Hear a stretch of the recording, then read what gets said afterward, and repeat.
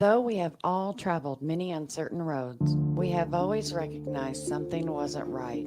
We searched high and low, yet our paths had never intersected. Our desire to seek truth, then to speak true, has brought us all together. That thing of ours is rooted in truth, because truth is the only unshakable foundation. In the greatest book, it states in John 8:32, "For ye shall know the truth, and the truth shall make you free." Truth is a powerful force. It is the foundation on which all great achievements are built, and the bedrock of trust and respect in any relationship. When we are rooted in truth, we can be confident that our decisions and actions are grounded in reality rather than in speculation or wishful thinking. The pursuit of truth is not always easy. It requires courage, perseverance, and a willingness to face uncomfortable facts. But in the end, the truth is always worth it. It allows us to make better decisions, to build stronger relationships, and to create a more just and equitable world. From politics and world events to entertainment and pop culture, we've got you covered. We'll explore our history and the stories that matter to uncover the truth that lies at the heart of each one. With our fingers on the pulse of the news cycle, we'll provide the insights and analysis you need to stay informed and engaged. As we stay rooted in truth and let the truth guide us in all that we do, let us be willing to listen, to learn, and seek out the facts, even when they challenge our own assumptions or beliefs. Let us never forget that the pursuit of truth is not just an individual endeavor, but a collective one. Only by working together With honesty and integrity, can we build a better future for ourselves And for generations to come. This is That Thing of Ours. How's it going, everybody? Thank you for joining us today on this Tuesday, 22nd of October, 2024. I'd like to thank each and every one of you for joining us on Facebook, YouTube, Twitch, X, Rumble, and Pill.net. and if you haven't already, please take a minute and give us that virtual hug. If you're over on Rumble or YouTube, hit that thumbs up. If you're over on pill.net, take that red pill. If you're over on X, smash that heart. And if you're on Facebook, there really are like 5 choices. I was making that 5? number up, but I looked and it really is. Yeah.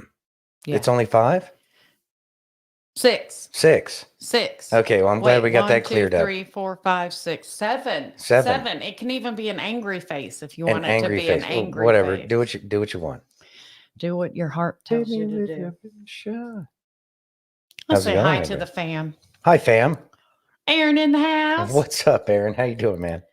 F. Clint in the house. Yo, what's up, F. Clint? Chachi. Hey, Chachi.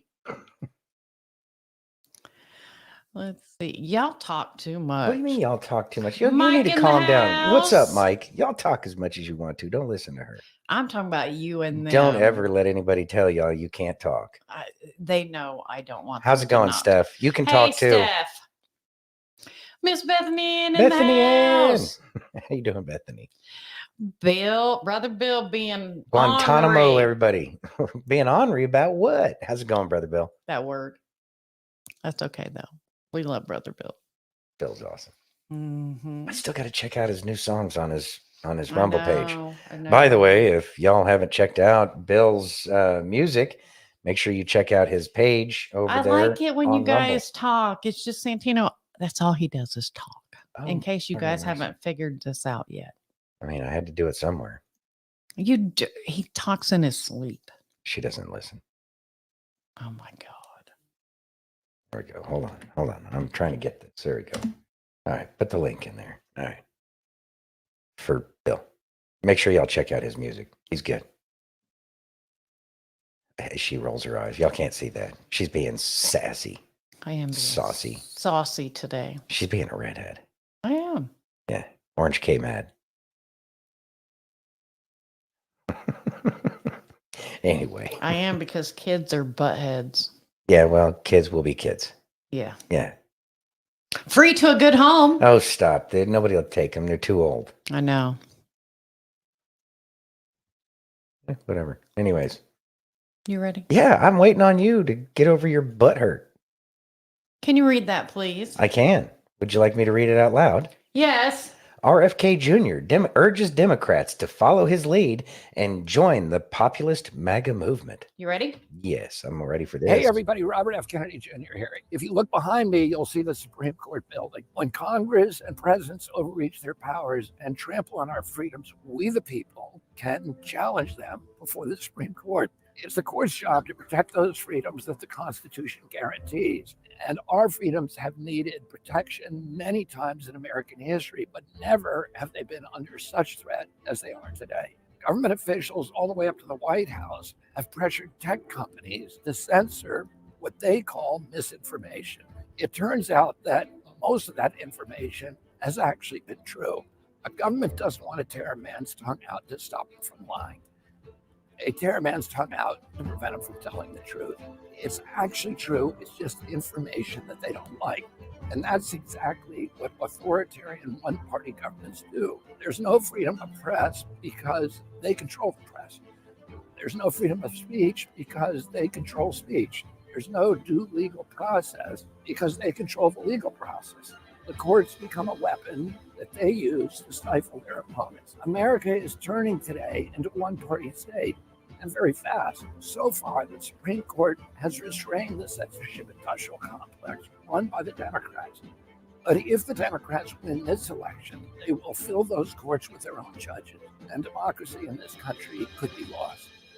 The only hope is for a populist movement to sweep them aside. That's what MAGA can become if enough former Democrats like me join in defense of the Republic. So no matter what state you live in, please vote Trump.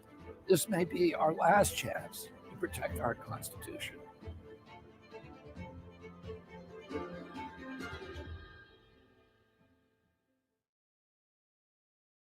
Thoughts? Awesome. I'm loving RFK Jr. more and more every day. And the fact that he's calling for Democrats to come over, I mean, this is the perfect time for that kind of a message to come out. We need the Democrats to hear a solid Democrat actually talking about, it's okay to leave the movement, because a lot of people see RFK Jr. as a legitimate Democrat still, despite how far the Democratic Party has gone from being, Democrats or what they were supposed to be. I know. Hey, Jenny. Hey, Jenny. Watch out for the frogs, Jenny. Watch out for the frogs, Jenny. So maybe populism is no longer a bad word. Yeah. Excellent point, Chachi. Hey, Wendy. Hey, Wendy. Thanks for joining. Yeah. Obviously, populism isn't the bad word that they wanted us to believe it was. I don't have a video. Okay. But in an article today, the Japanese say that Mrs. Gates, Wilhelmina Gates, could be on his last leg because they found abortion medication in vaccines. Yes. And I don't have a video on it yet, but I will be monitoring that very closely. I saw one. I thought I sent it to you about Elon Musk on TCN. Tucker. No, you never saw it. No, I didn't send it. Well, it was a great video. Y'all should have watched it. What? I don't social media, and you know this. Anyways, you know what? I'm so super glad about RFK Jr. Yes, I think it's great news. I think that it's the populism is. I mean, it has, like Chachi was getting at, has been like, they tried to demonize populism, but all populism is the popular opinion of, just about everybody, except for the very few people who just want to, I don't know, be top of the Marxist food chain that they're trying to create here. I guess. I don't know. I don't know. You ready? Yeah, I'm ready. Ready for this? Apparently so. Praying with Trump. Let's go. Let's all pray together. Heavenly Father, we humble ourselves before you, and we believe, Lord, that you are the answer for all the problems that we're facing, that we can put our hope in you through Jesus. Yes, Lord. And have hope again. Our faith can be built up again. That you can return to us the joy that is only from you. However, today, Lord, we lift up the man that we believe you've put your hand upon to help restore America and bring America back to the place that honors you, to a place where we will not be kicked out for saying Christ the King or Jesus is Lord. Lord, we want all faiths to be respected, all faiths. And we thank you that this is a man that does, in fact, respect all people of faith. So we ask, Lord, you would strengthen him, that you'd send your holy and warrior angels around him like we've seen evidenced already. But you'd continue, Lord, because we know that the blood of Jesus draws us near you. So we ask for that covering over him, that he would continue to hear your voice, that you would continue to order his steps, and that he would help us to make America godly again. I pray these things in Jesus' name. Amen. Amen. Amen. Whew. Thoughts, sir. That was awesome. That was great. We've actually said it here. When we had our troll on here, I feel that he has been anointed some way, somehow. Mm-hmm. And it's nice to hear that as well. Now, I do have a question. They call him an apostle. How did he get said title of being apostle? I don't know. Hey, Lightspear. You don't know. Okay. I think he's anointed. But yeah, I'm not denying that. I'm just trying to understand where that comes from. But anyway, regardless, it's becoming a more and more common theme. And I think that that's something that we're headed back to in this country. Do I believe that we're going to have other religions? Oh yeah, this is America. That's what this whole experiment is about. Plus, it gives us a chance as Christians to exercise our ability to disciple. Right? I'd go out there and make disciples of people. So yeah, this is the proving ground. And the beautiful thing about America is all these religions can come together and that we can make this about God. And that's what this is about. And that was really the final point about what he was saying. And that is that, make America godly, God-fearing again. Mm-hmm. And I really believe that that's the direction we need to go, because it really does fix so many things in our world, because it gives us something higher to focus on other than our own egotistical desires. And that's one of the biggest problems. And I can tell you, boy, did I have some ego, still do, and working on it. But my faith, have an ego?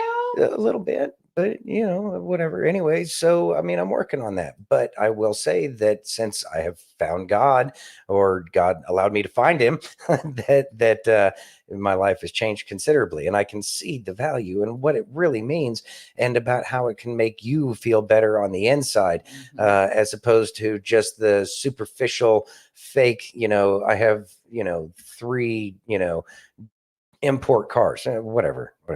Anyways, Brother Bill says some churches have offices such as elders, bishops, apostles, etc. Thank you, sir. I appreciate that. There you go. Nice. All right. You ready? Mm-hmm. Would you please read this? Officer, hold on. I don't have my glasses on. Officer Dion Joseph has a message for Black churches. Ready? Mm-hmm. Dear Black churches, I'm not talking about all of you guys, but some of y'all. When are we going to stop letting the Democratic Party and their politicians make complete asses out of us? Every time they screw up, guess who comes to their rescue? The Black church. And this has been happening since I was 7 years old. I remember being a young 7-year-old in my church in Long Beach. And I remember this Democratic Long Beach politician coming in, and he started speaking in a Southern drawl, and he took off his shoes. I'll never forget that. I'll never forget, my dad was so pissed off. Took off his shoes, and on the bottom of his shoes, it showed there was holes in his shoes. He said, look, I'm just like you. I've been marching and fighting for justice just like you. Look, there's holes in my shoes.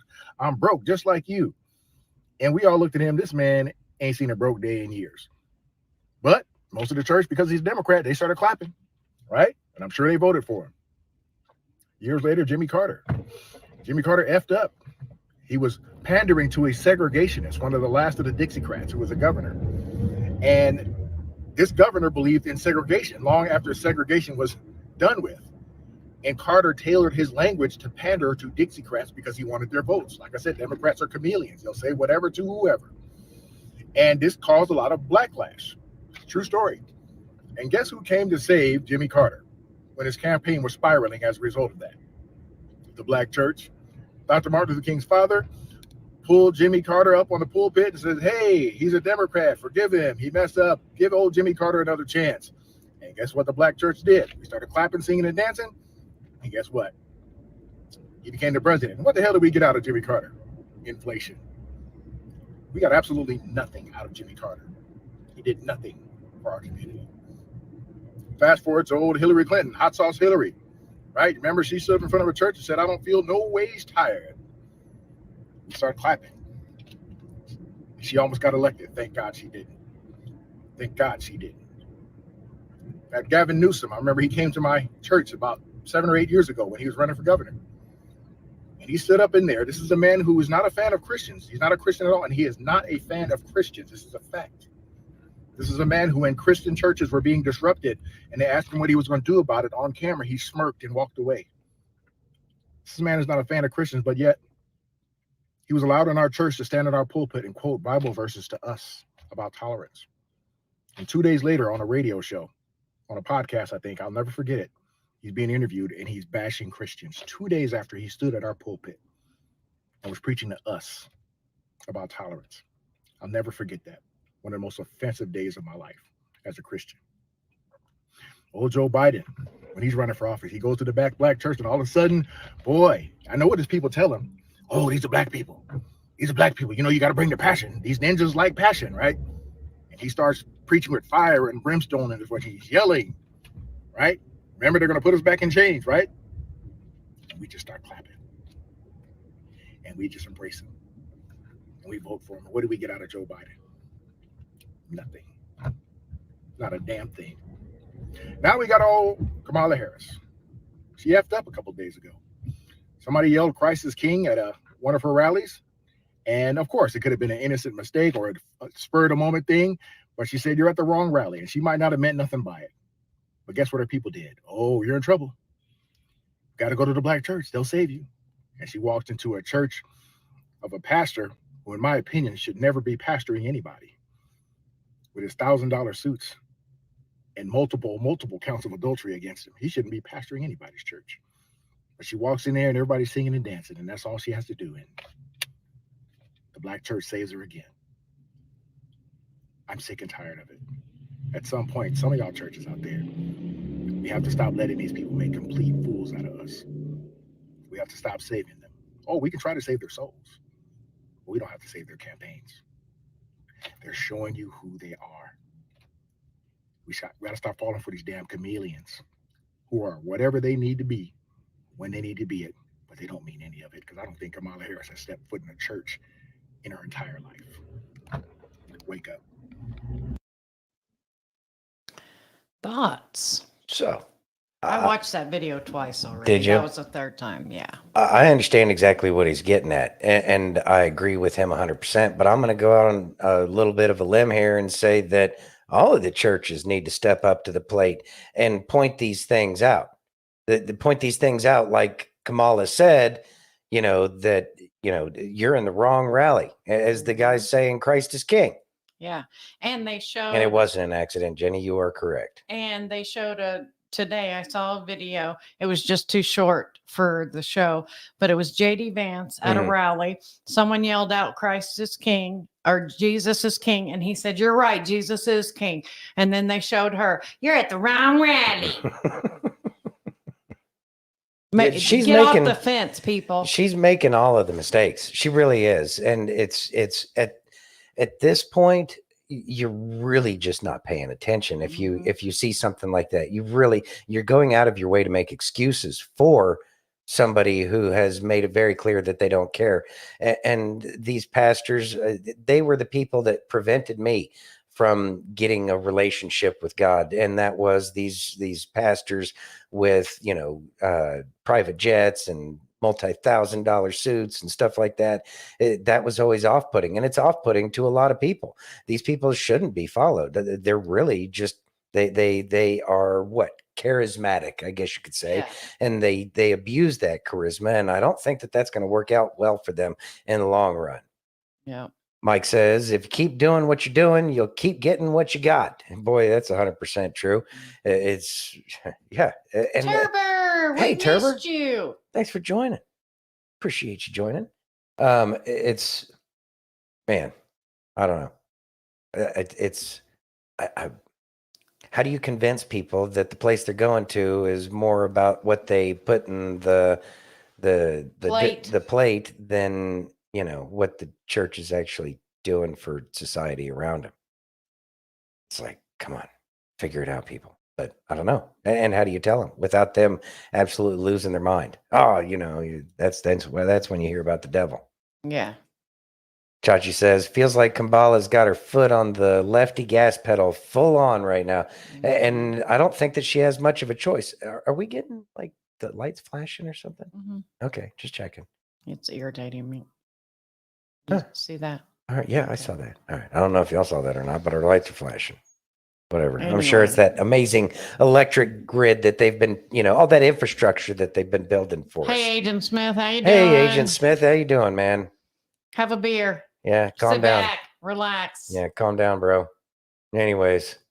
You ready? Yeah, I'm ready. How about some Justin? We could use that. You know, I've come to the conclusion that we are a divided people and a divided nation because we are a divided church. And this is on full display here lately. As Kamala Harris does damage control and visits a church on the heels of letting the whole world know what she thinks about Jesus, she walks in the church as the church is singing about Jesus. Praise, glory, and honor. Praise, glory, and honor. She walks in and the leadership of the church gives the stage and the podium to her. What blows my mind is, do they not understand that her policies, I'm not attacking her personally, but her policies are in a direct abomination and a direct opposition to God's word. This church and many more out here, the word of God has been shaken. The word of God has been lost in politics.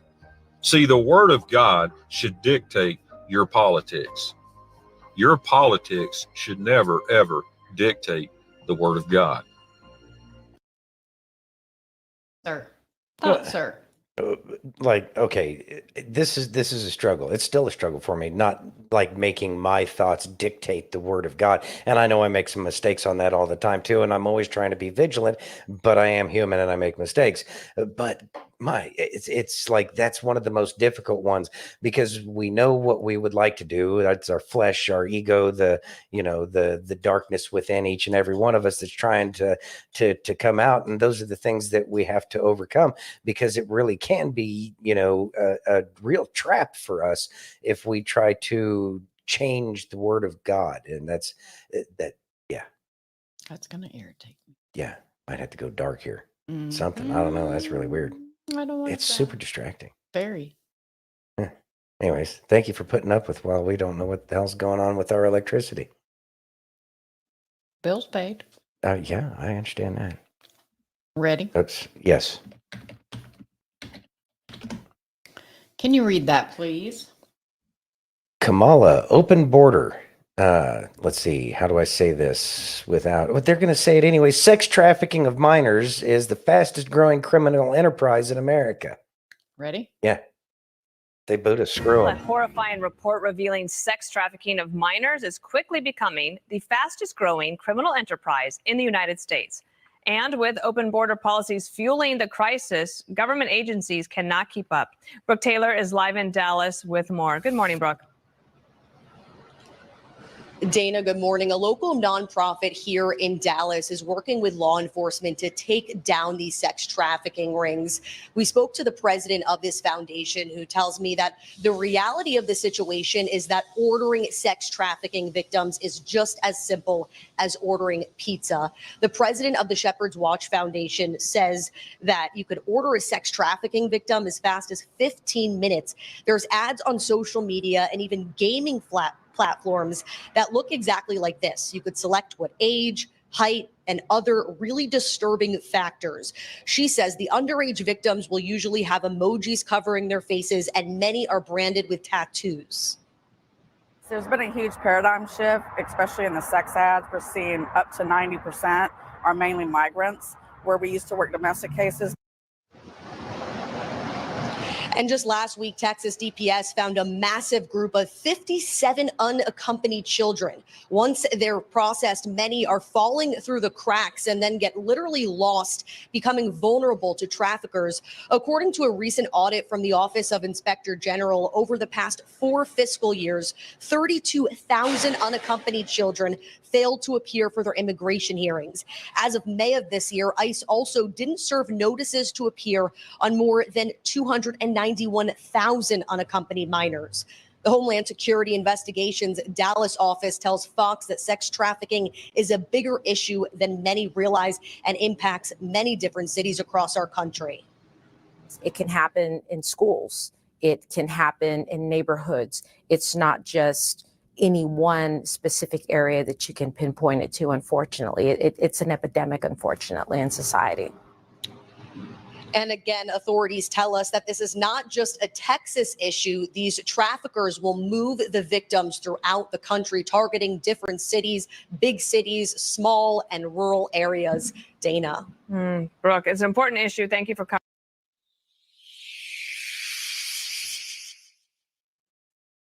Thoughts? There were a lot of interesting little breadcrumbs in there because she said it's as simple as ordering a pizza. And then I noticed that, let's see, what was it? 57. Let's see. I forgot what the 57 was about, but the 57 that comes out to 3. And then the other number that they gave came out to 12 as well, reduced again to 3. So then you have your 33. And so it's kind of pointing in that direction that it is being guided. You know, grab your popcorn, folks, because this is the exposure phase. This is when everything's starting to come out. The connections to all of these celebrities with the Diddy parties. We know that Jay-Z is going to get snatched up here real quick, and then what's going on over in Nashville, plus Hollywood, plus the Epstein Island, all of it's just swirling together at this point. A storm is coming. A storm is coming, and they see it, and there's nothing they can do. The only thing they can do is try to start World War III, so that way they can declare martial law and prevent us from actually having an election. And I think maybe that's another reason why. And going back to the other thing where we were talking about the Republicans are looking strong. Apparently here in Nevada, the Republicans are getting people who haven't voted in the past 3 or 4 elections. People are coming out. Showing up. Yeah, showing up. Yeah, key words. Well, and this is how they communicate. Hey, Dad, thanks for joining. Those are how communications are done. The numbers may be a little off, the numbers may be right, but when you see something like that, that definitely raises an eyebrow and says, okay, there's some kind of a communication going on here. And what are they actually communicating? They're communicating that the sex trafficking rings are getting closed in on, that they're finding these children, that these children are like they're watching these people. And I firmly believe that all these people are being watched. Jenny says, I've got friends that are waking up, sending me videos that I've seen already. And that happens. That happens. And I think that that's great too. You know what? Hey, great. Thanks for sending that stuff. I appreciate it. If you have any questions about that, let me know, because I can go on for days about that video that you just sent.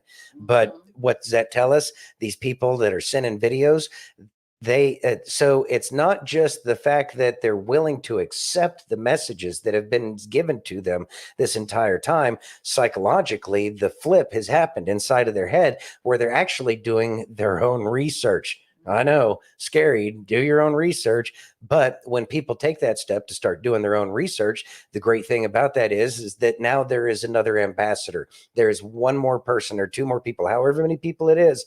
They are then going to start talking to everybody else, because the script has flipped inside of their head and they see the truth for what it is. And hopefully they keep digging and they find themselves to the point where they recognize that there really is a battle between dark and light, and that, you know, you have to pick a side, that there is no riding the fence and seeing who wins. That's not how this works. That's not how any of it works. Yeah. Wendy says, snatch up Jay-Z and that skank of a wife of his. Yeah. Let's see. Chachi says, I could see John Legend and the Obamas being connected easily to the Diddy case. Oh, Yeah, and that's Definitely. another reason why we haven't heard about Diddy, because I just saw another article where there was another person who was assaulted that came out and said Diddy and another prominent couple, and the article being as disgusting as it is, but I mean it's getting the truth out there. And so, yeah, I think that we're not going to hear about Obama and his shenanigans with Epstein Island, Diddy, Jay-Z, all of those people that he was always hanging around and using their celebrity power to push his agenda. It's going to fall down. It's just he's the last domino, as far as I can tell. That's going to be the grand finale. I believe Obama's the grand finale, and he's going to try to go to Kenya, and it's not going to work out well. But anyways, Mike says 500,000 is the real numbers. Yeah. Oh, I know the numbers of the migrants in this nation, and those are the unaccompanied minors, I believe, is the number that you're given there. And I would say that, yeah, that sounds about right, sadly. But like she said, it's as easy as ordering one of these children for your desires, I guess, as pizza, which again in of itself is another exposure. So it all ties together there. Time-lapsed exposure. I don't know the reference. I think I talked too much since then. You ready? Yeah, my bad. Can you read that, please? She lied bigly. Congressman Loudermilk's handwriting expert concludes Cassidy Hutchinson and Liz Cheney lied bigly. You ready? Yeah. Everybody's focused on the election, and rightly so. It is the most important election of our lifetimes, perhaps the most important election in human history. But there are other political events that are taking place as we speak, and they need to be covered as well. January 6th is still being put out there, and I would say it is still an election issue. At least Democrats want it to be, but do they really? The truth is coming out. The truth is coming out thanks to people like Julie Kelly, the great independent journalist, as well as Representative Barry Loudermilk out of Georgia. They are trying to expose the lies of the January 6th committee, the lies of January 6th witnesses such as Casey Hutchinson. Last week, we learned that Hutchinson and Liz Cheney were in contact outside of the realm of, and without the knowledge of her attorney, which is a big, big no-no. Now we have even more evidence that shows that they are liars with pants on fire. According to Kelly, Cassidy Hutchinson and Liz Cheney's scandal keeps getting worse. Loudermilk hired a handwriting expert to analyze a note Hutchinson testified under oath that she had composed the afternoon of January 6th. Cheney held up the note, which is part of a statement dictated by Mark Meadows for Trump to post as the events of January 6th unfolded during a J6 committee televised performance. White House lawyer Eric Hirschman immediately disputed Hutchinson's claim and said that he wrote the note. An expert has just confirmed that Hirschman's account is true. Cassidy Hutchinson appears to be a pathological liar and a perjurer. According to this, the conclusion, based upon this handwriting expert's analysis, is based on the documents submitted. The evidence supports my opinion, and the handwriting that appears on the questioned document was written in the same hand as the exemplars. In other words, the attorney Hirschman. In order to establish, and these are the comments, in order to establish that a questioned signature was written by a particular person, an examination with known genuine signatures must show substantial agreement in sufficient handwriting characteristics to identify the maker and eliminate the possibility of any other writer. The handwriting characteristics that are evaluated include line quality, yada, yada, yada, technical stuff. Handwriting expert says that Cassidy Hutchinson is a liar, that Liz Cheney is a liar, that Eric Hirschman was telling the truth, and that both Barry Loudermilk and Julie Kelly are amazing. Okay, so let's scratch that last part. I don't think the handwriting analyst was saying that, but it's implied in his conclusion. Thoughts, sir? So Liz Cheney's a liar? Oh, wow. Who would have seen that coming? Is that your shocked face? That's all you get. Yeah, I know. Look, that swamp creature, everything she does is a lie, and I look forward to the Cheneys being figured out finally. Mm-hmm. That's something that needs to happen, because I know there's a lot of people who are still, red versus blue, and it's a difficult thing to get away from because, well, it's been plastered into our brains since You know, we probably heard about politics inside the womb. I'm going to be saying it. So Republican versus Democrat has been there the whole time. And I mean, you couldn't even go through school without getting Republican versus Democrat dichotomy that they've provided for us. So the fact that people will find out that Liz Cheney is evil is not a bad thing, because apparently she's going out and she's leading a charge right now to try to take the Republican Party back. Good luck with that, lady, because, well, in the end, nobody's voting for you. Nobody likes you, Liz. And that's something that she needs to recognize. Liz Cheney is a Cheney, and we don't like Cheneys. I mean, there might be a good one out there. Yeah, I have yet to see one, but they probably ate them. exactly. You ready? Yeah. Can you read that, please? Adam B. Coleman says, I was a Trump hater until I learned the truth of the media's very fine people lie. Ready? Mm-hmm.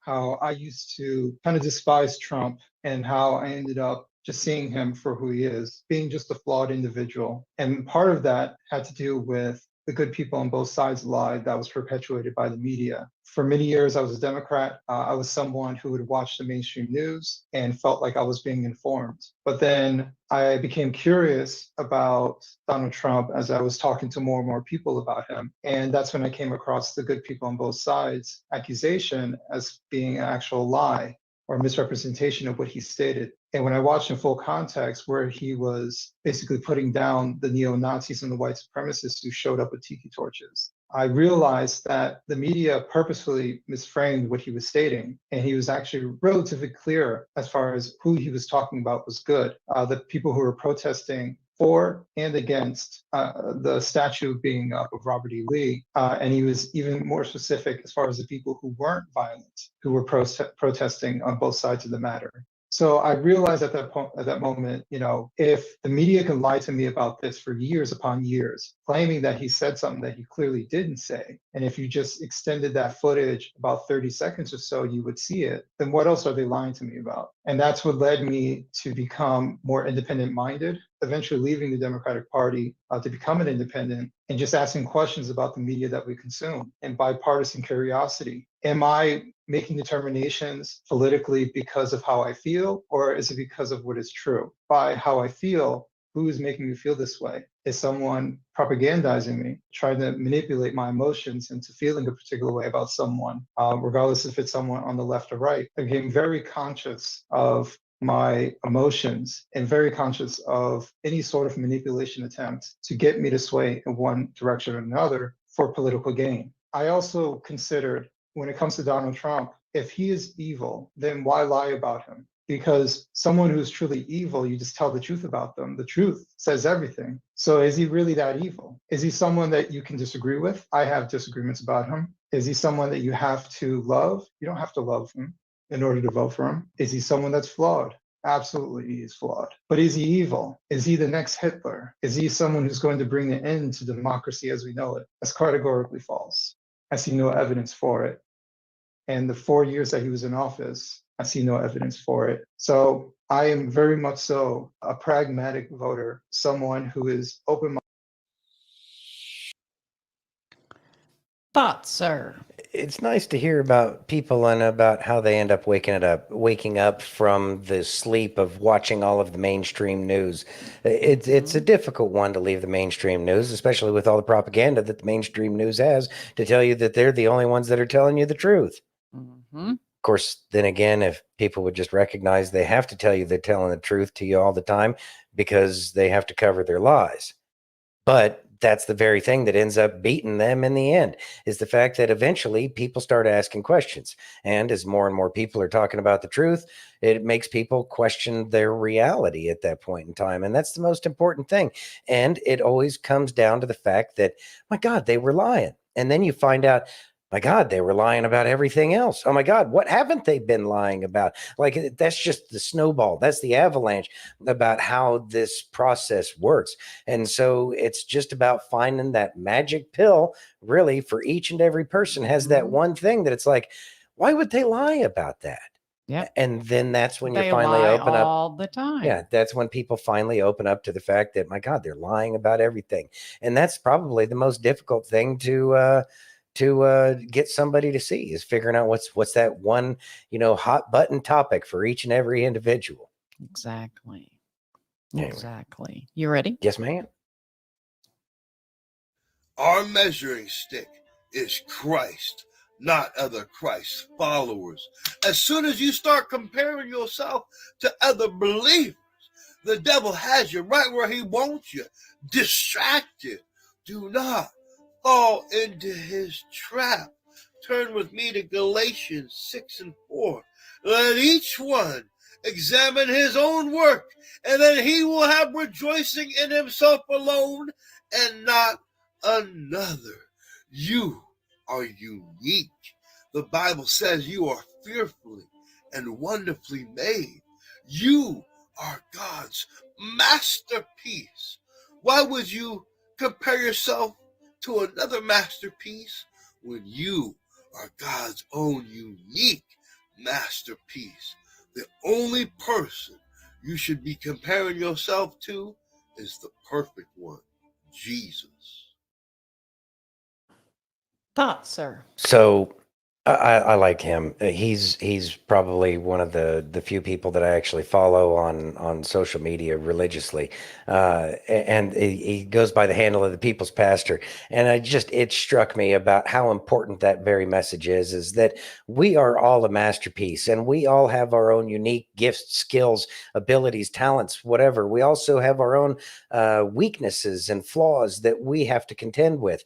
And so by comparing ourselves to other believers, we not only do ourselves a disservice, but we do a disservice to those people as well, because we're not focusing on where we should be going. We're focused on where other people are at. And I understand that trying to achieve a certain level and surpass that is a way to stay motivated. Like if you're running and you just try to pass the person that's in front of you or something like that, like that's a way to stay motivated. But in the end, we recognize that our goal is never going to be perfect, but that's what we shoot for. And so long as we understand what that perfection is, what it is we're actually striving for, we don't bog ourselves down with what this or that or the other person is doing. We don't need to worry about anybody else. We need to worry about ourselves, and we need to worry about our relationship with our Creator. And so as we stay focused on our own path and our own journey, and making sure that we're on the straight and narrow path, then that's exactly the way we should be going. And we can easily get sidetracked if we start looking at those who are perfect in their own ways, as opposed to looking at the person who is actually perfect as our example. And Jenny, of course, he follows you in Christian, but it's very few people that Santino actually gives a shit about on social media. They're very few. Few. I haven't seen Christian though. Hey, little lunker. My feed. Hey, little lunker. Yeah, but he hasn't been coming up in my feed. But yeah, whenever I see Jenny, I try to give her watch her videos. Yeah, I can't scroll past. Got to watch the whole video. Yes, absolutely. Just finished working. Well, good. I'm glad you're over with work today. That's a good thing. Yes, and I'm glad you're here. Mike says, I told someone last weekend, I'm not here to save Christians. I'm here to save sinners. I wish my church was full of sinners. Amen, Mike. Well, amen. There you go. The dilemmas that we have. Come to Vegas. Yeah. Jenny says the Christian's been so tired and hasn't done much on TikTok lately. Well, I pray that he gets the rest that he needs, because he's always great to listen to. So he's missed here as well. Yeah. You ready? Yeah. I got Preston. Okay, good deal. I could not agree with this anymore. But my question is this. The comment says, and at this point, nobody can claim to love God and vote for Kamala. Ready? I think we heard that on here already. I know. We're going to go over it again. Well, we should. I could not agree with this anymore. But my question is this. Where are our religious leaders? To the bishops, the deacons, the preachers, the pastors, the ministers, your silence is deafening. While you're standing there silent, refusing to address this, because you feel like politics don't belong in your church, your sheep are being led to a field full of vultures. simply because you failed to take a stand. The millions of Christians who will continue to vote for Kamala Harris are being misled by their leaders. They're being misled because their leaders fear that they're going to lose money. They're going to offend someone. They're going to lose attendance. You see, the Bible teaches us about that as well. In the last days, those leaders will instead choose themselves and their own interest over the sheep they have been called upon to lead. Now, make no mistake, as if Kamala Harris could not make it any worse. She and her team and her campaign staff have spiraled out of control today, spewing rhetoric that has just been repeatedly proven to be lies. As she and her campaign staff have referred to those two individuals as being, quote, hecklers. She then moved on to stand on the platform of a church in Michigan today. If you ever want to know what the spirit of evil is, it's that. The spirit of deception. Now, I firmly believe in my heart, in my faith, that what happened last week, God allowed to happen for one reason. And that was to take the veil off of Kamala Harris so that every single American could see exactly who she is and what she stands for. While politics is certainly my career, it's not the issue here. This isn't anything political. This is a spiritual warfare. This is good versus evil. It's what the book of Revelations tells us is going to happen in the end times. We are being faced with it now as Americans, and every single one of us must take a stand and choose which side we're going to be on. And to those Christian defenders out there of Kamala Harris who's claiming that this rally was not a religious event, therefore God's name had no place being there, I want to remind you of one thing. No matter where you're at, no matter what circumstance you're in, when the name of God is called, you stand still and use silence. Much love. God bless. Keep the faith. 16 days to go. We will make sure cross that victory line and have a beautiful celebration with God on our side when that time comes. Thoughts, sir?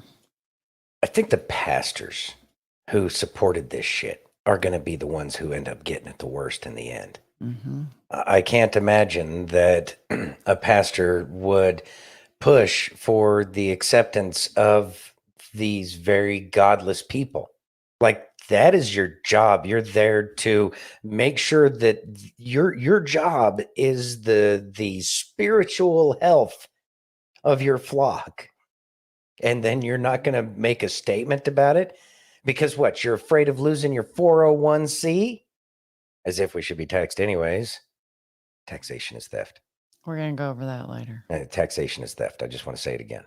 Anyways, you shouldn't worry about that, pastor. Your job is about the spiritual health of your flock. And they are your responsibility, and you are held to a higher standard, especially if you're preaching out of the Bible. It says right there in the book. So why? Why would a pastor be concerned? Because it was the pastors that helped make sure that this country came about. They appealed to heaven. Like George Washington even had a flag, appeal to heaven. That's what this nation is about. And these pastors who have been changing and trying to politicize, because it's being politicized if you're trying to say that the things that Kamala Harris and company are doing is acceptable, then you have then politicized what the Bible says for your own benefit. It's not for the benefit of your flock. You're not helping them.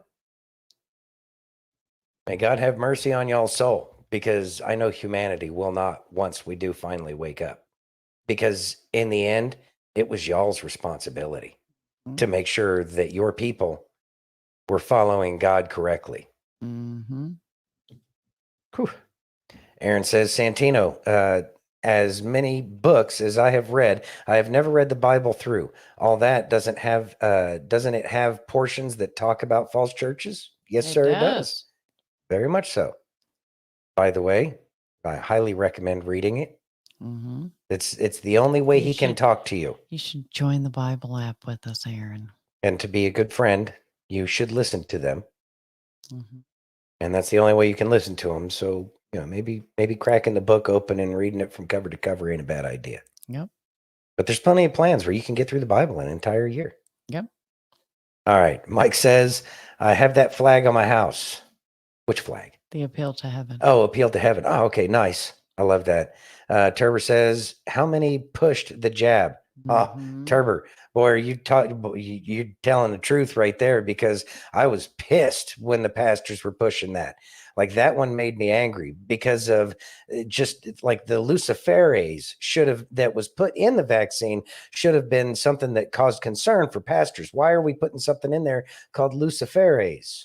Like, look, I get it. You know, you're scientists and you don't believe in God, but what's the point behind that? And then when you do the research on it, it's like, well, okay, why is that in there? And how is that going to help anything out at all? And I understand pastors aren't doctors, but pastors should have that connection where they understand the difference between right and wrong. And if our pastors can't tell the difference between right and wrong, then we're screwed. Dad says that flag flies in our front yard. Nice. Dad got a new flag. Yes. Well, how long till the wind tears it apart? Oh, goodness. Are you ready? It's windy out there. It is. Very. Yeah. I miss mowing the yard, though. I know. It was a nice yard. You ready? Yep. Let's go. All right. You cannot convince me that there's not some kind of mental handicap here. I know this is a controversial topic for many of us. I love Gen Z. No, but like, seriously, that was not funny. There was nothing funny about what she just said. There was no cause for this. Look, I mean this question 100% seriously. What the fuck is wrong with her? Thoughts? What'd she say? She loves Gen Z. And she laughed. What is wrong with that woman? There has to be a mental illness where you laugh. Let's see. Mental illness where you laugh not uncontrollably at inappropriate times. Pseudobulbar effect, PBA. I don't know. That's what I'm going with. She's mentally unstable as she talks about Trump's mental health. Jenny says she's sipping the sauce with Nancy. Oh, yeah. I don't know if they sip. I think they're down in fifths at a moment. Yeah. And knowing Kamala, she could probably down at a fifth in one gulp. But, you know, that's just the word on the street. Who knows? For real. That is the word. Little Lunker says she cackled. She don't laugh. I know. I'd rather listen to Fran Drescher laugh for an hour than listen to one speech of hers. I know. You ready? Yes. Can you read that, please? Pandering level activated. Kamala Harris 2024 versus Kamala Harris 2015. Ready? Yeah. I'll tell you, and I know this is a controversial topic for many of us. I love Gen Z. Because we have Gen Zs in our lives. We have kids who are Gen Zs. It can be complicated, I know. I love Gen Z. And it's a specific phase of life. Remember, age is more than a chronological fact. What else do we know about this population, 18 through 24? They are stupid. That is why we put them in dormitories and they have a resident assistant. They make really bad decisions.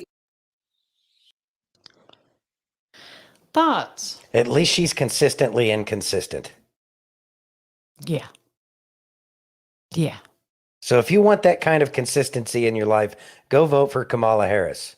Exactly. That's about all you can say about her. She's consistently inconsistent. Yep. You ready? She says one thing and then she'll say another and then she'll do yet another. Exactly. Wow. What great times. How did we get here? I know. You ready? God save us all. Yes. Can you read that, please? American under attack. Group of 2,000 migrants just left Mexico's southern border, headed to the U.S. Ready? Mm-hmm.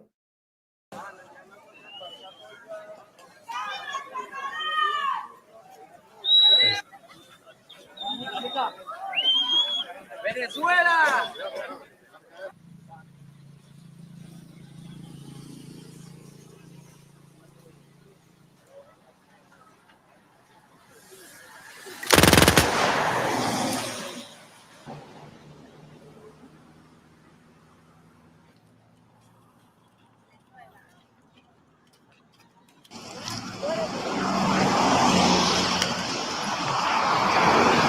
De verdad que el que gane, ojalá y no nos cierre las puertas, pues, que nos brinde el apoyo que necesitamos, porque de verdad estamos pasando por un mal momento, todos, no nada más nosotros, mucha gente. Entonces, bueno, vamos por un mejor futuro para nuestras familias que están en Venezuela bajo un régimen.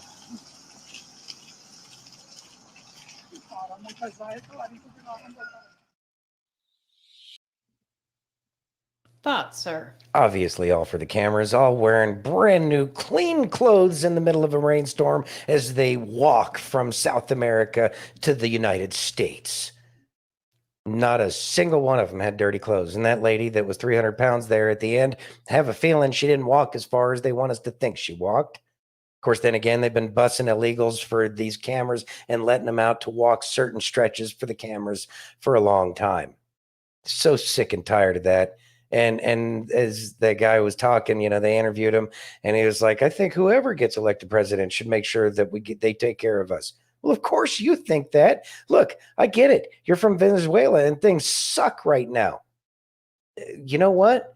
It's not any better here because y'all keep coming over here thinking you're going to get handouts. Well, not thinking you're going to get handouts. You're going to get handouts. Demanding them. And demanding them. Isn't that special? I would like some handouts. Yeah. Actually, I don't want a handout. I just want a chance. Yeah. But problem is, y'all keep taking all the chances. Mm-hmm. Because, there's those employers who feel like that it's better to hire, an illegal alien as opposed to hiring an American citizen. Yep. You are the problem, just so you know. Yep. Chachi says, God's plan is already in effect, 100%. Always has been. They've flown in. Exactly, Wendy. They've probably been flown in. Chachi says, bet they all got the latest iPhones and all charged up phone cards also. Oh, yeah. Of course they did. Yep. Don't forget all their taxpayer-funded food stamps and all that other crap that they get. Because, we got to take care of these people. Never mind everybody that was in Appalachia or Florida that got wrecked by those 2 hurricanes. Or a hand up. Yeah, it'd be nice if they wanted a hand up. And yeah, they're getting the handouts that would have been a hand up for the rest of us. Yeah. Carol says, illegals work harder. That's what they keep telling us. Of course, then again, they take all that money and they send it back down to where they're from. It's like 10 times as much as they'd make otherwise. And then they go back home after they denied Americans to make the job. Maybe the company should care about the quality of the work that they do and the employees that work for them. Going to be difficult to change my mind on that one. Chachi says they're all going back home soon enough. I agree, Chachi. I do believe 100% that they're going to be going back home. That's why they brought up, what was it, Pakistan? Getting rid of all the illegals out there. Had like 1.5 million that disappeared in less than 3 months. Yeah. It'll happen fast. We just got to get Trump back into office and make sure that we don't fall for the shenanigans that they're going to try to pull to prevent that from happening. Yeah. And they do. You ready? Yes. Can you read that, please? Laura Trump handles the Breakfast Club hosts with facts and grace, leaving them speechless. You ready? Mm-hmm.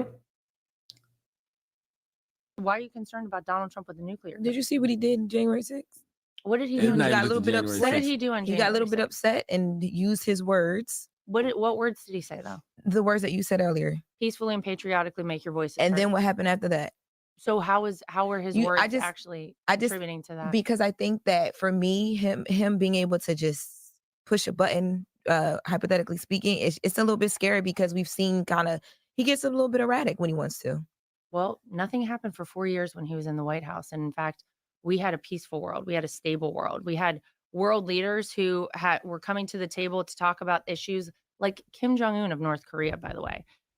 Obama, when he left the White House, told my father-in-law, he said, the biggest problem you're going to have is North Korea. It is going to be your biggest challenge. It's going to be the hardest thing you're going to have to deal with. And so Donald Trump said, all right, I'm going to try to see what we can do here because we want to have a denuclearized Korean Peninsula. We do not want North Korea with a nuclear weapon. That is detrimental. I mean, talk about nuclear war. Mm-hmm. Can you imagine? Talk about a loose cannon, Kim Jong-un, really? And so he started trying to make contact with him, and he was the first president to walk across the DMZ and shake hands with the leader of North Korea to have conversations about getting rid of a possible nuclear weapon with North Korea. That is great for the world. The world leaders did not even try it with Donald Trump because they knew he meant business. When he drew a line in the sand, he meant it. And the proof is in the pudding. So, you can say, oh, well, we're worried about this. You had 4 years. You had no new wars. You had peace agreements instead of wars breaking out in the Middle East. Look at it right now. It is a hornet's nest, and it is very scary, the trajectory from here to what could happen if you don't have the right leadership in the But White it wasn't a House. peaceful transfer of power. And he did lead an insurrection in this country. And I know you keep saying the thing about the peace and patriotic part, but he also offered said offered National Guard troops to Nancy Pelosi. She didn't want to take it. Look, here's what I but can he also tell said you. we fight like hell. And we fight like hell. And if you don't fight like hell, you're not going to have a country anymore. And if you don't fight like hell, Okay, Charlemagne, you're not going to have a country anymore. every politician, when you go out on the stump, Even after he got shot talks at, which about- was terrible, first thing he did when he stood up was say, fight, fight, fight, fight who? he wants to keep fighting for this country. And this is my father-in-law. Thoughts? Has that genius ever been to a pep rally? No. Obviously. He must not have finished school. He must not have made it to the part in school where they have a pep rally, where people say fight, fight, fight all the time because it's a rallying cry. How do you get past that level of incompetence? I don't know. Not that they can understand a word with 3 syllables like that. Oh, wait, hold on. Incompetence, 4 syllables. Oh my God. Can't even count today. I wouldn't expect him to understand that. No. Because they just pick the words that the press gave them to say, and they hear what they want to hear. And see, that's one of the biggest problems with communication is there's multiple ways you can take any number of words. And so if you sit there and you worry about each and every word that comes out of your mouth before you say it, then it's like you're never going to get anything communicated because there's no passion behind it. You're not speaking from your heart. You're not speaking on the cuff, just trying to get the information out there that you feel that you need to get out there. But if he can't say fight, fight, fight after the dude just got shot, then what is your standard? And oh, by the way, have you seen the shit that Kamala Harris says? Do you hold her to the same standard that you hold President Trump to? Has Kamala Harris ever said anything stupid? We already know the answer to that. Chachi says that and that mountain where they had the nuke development in North Korea collapsing also happened under DJT's watch as well. Also, the bombing, destruction of poppy fields in Afghanistan also happened under President Trump. Exactly, 100%.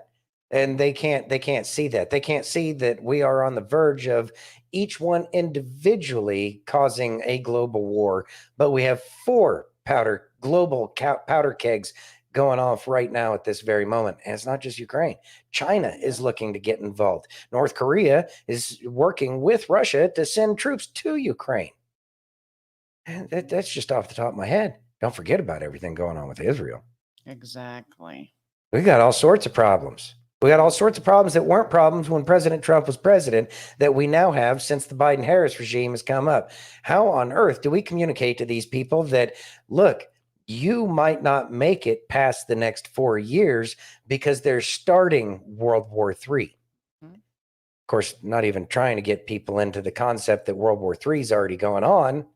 Right. They lose their mind. They call us crazy. Yeah. Isn't it amazing that we're still at that point after the conspiracy theorists have been right for so long? How is it that the conspiracy theorists are still looked at with, well, they're just talking? Yeah. And Jenny's comment didn't come over for some reason, but she was there just like Mike was. And she said MSN cut out some of his speech to fit their narrative. They had to. Mm-hmm. Well, we were in the car, we were driving at that time. So we listened to the whole thing. And I remember talking to Kay, we were doing a cross country trip.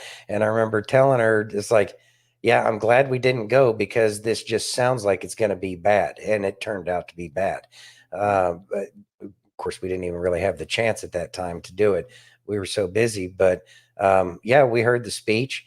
And it's interesting because a lot of people now have this skill, which I wish that they wouldn't. But, this is the world we live in. And that is You can hear something somebody says, and you can hear exactly how the press would cut it up to spin it in the narrative that they would like to say.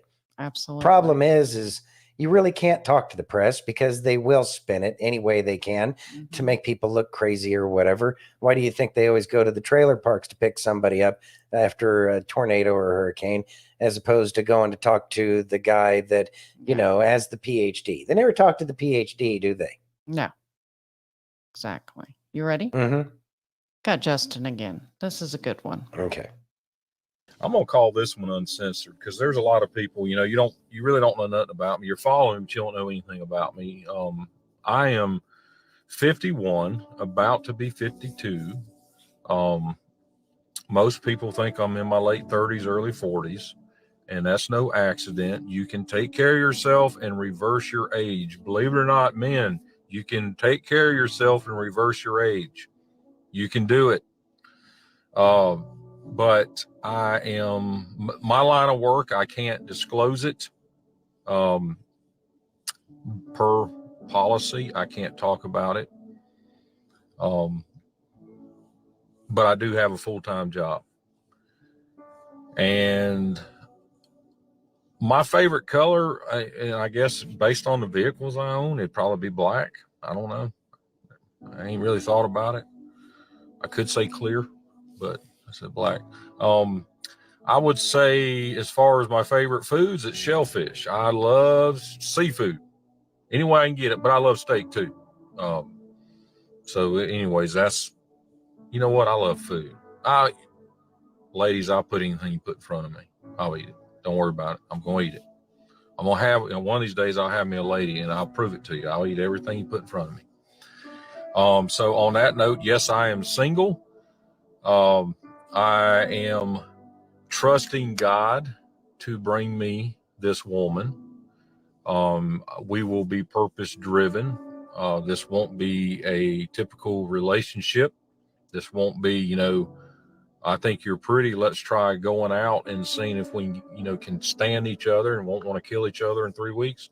I don't want to, that's not what I'm looking for. I'm looking for a woman that knows that God has instructed her to be my soulmate. And I'm looking for the same thing. I'm looking for somebody that when we make eye contact, we're both going to know, because we have both prayed about it. We have both have been on a journey praying night after night to meet each other. And although we've never met, that's what I want to say I'm looking for, but I'm not looking for. That's what I'm praying for, but expecting and not going to be surprised when it happens. So that kind of settles that. I have one child and she is 20 and she is beautiful. And, she lives 2 hours away from me back home where I'm from. I went through a divorce probably a few years ago and I moved 2 hours away. And where I live at now, I'm just up here because it's closer to work. It's just better for me to be up here anyways. God flat out instructed me to isolate and move 2 hours away. And I'm still on that journey, believe it or not. I'm still spending all of my time by myself, unless I go out to eat and sit down in a restaurant, but I'm by myself all the time. So what else we got? I don't have any pets. I do love dogs. I do love pets. I don't have any. God's got me in a unique position. I'm ready to flow anywhere. I'm like water. I can flow anywhere. I have nothing holding me. I could literally, somebody could call me and God could send me somewhere, no matter where it's at in the United States. And besides giving a notice for my job, I could be there with no problem. Anywhere in the United States. Or actually anywhere in the world, actually. But anyways, that's where I'm at. I have no ties, no big financial obligations to anything. Nothing would have to be sold. It would just be go. And this is where God's got me.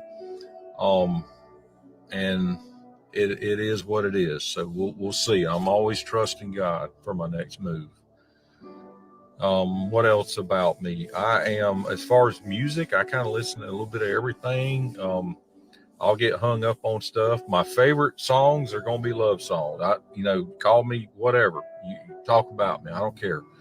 I will get a song that I just love, and it could be an old song. It could be a new song.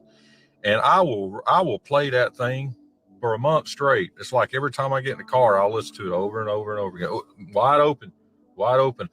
It's probably best I'm single right now. I don't think anybody could stand riding around with me. I'm kind of nerd like that right now. But anyways, yeah, that's music. I'll listen to anything. Country would probably be my baseline, but I'm moody. I'll listen to anything. I get on, with praise and worship. I'll get hung up on a praise and worship song where I'll listen to it for a month, Hobbies. I grew up racing, so I don't race cars or anything like that anymore. I just don't. So I really don't have any hobbies.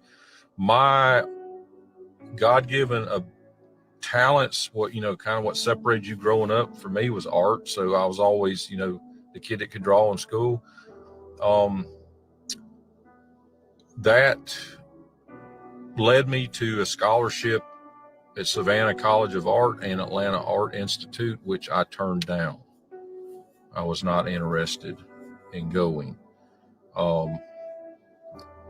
I laid it down for years, and I picked it back up, and I do very, very detailed art. If I sit down and draw something and get the color pencils and everything out, you're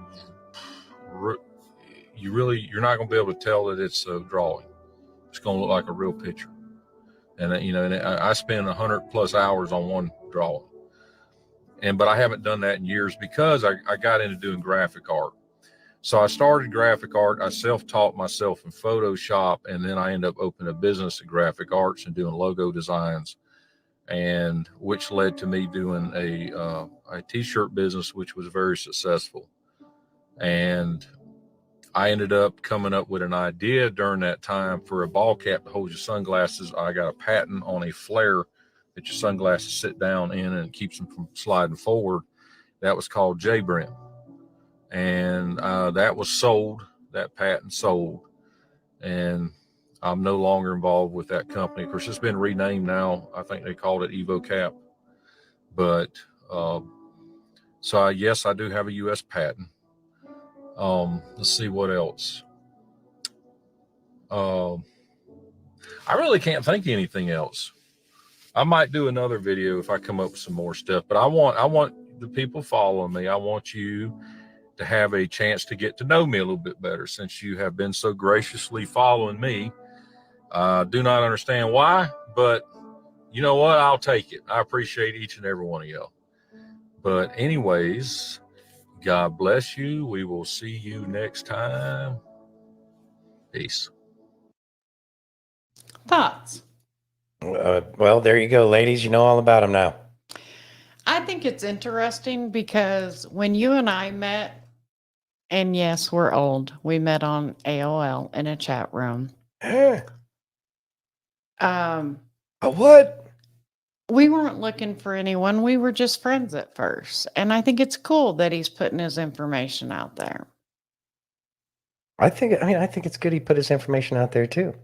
I know that a lot of people are looking, and that they feel like they might be missing something in life. And I can understand that, because you do see couples that work together, and I know that, we all just want that connection. And I understand that that can be kind of painful. With that being said, it doesn't mean that you won't have that. Kay and I didn't find each other until we gave up. Yeah. Like literally, we quit. The only reason why we started talking was so that way we could bitch about the opposite sex to somebody of the opposite sex and get some consolation and to stroke our ego as to why, why people act the way they do. Now, granted, we ended up working on much deeper issues because we had a whole lot of crap going on in our lives. But that's when it finally happened, is when we gave up on trying to find a relationship. And I know that that may seem counterintuitive, but how many times have you heard about, the couple that acknowledged the fact that they couldn't have a child, so they went out, they adopted a child, and then poof, they end up having, the wife ends up getting pregnant. It's the same kind of thing. It's when we finally release it to God that he's like, okay, you finally stop trying to do it on your own. Good. Well, let me show you how it's supposed to be. Exactly. And that can be a difficult thing. But I know that everybody has that love and happiness in their heart. And the reason why you long for it is because, well, deep down inside, you know that's what you need.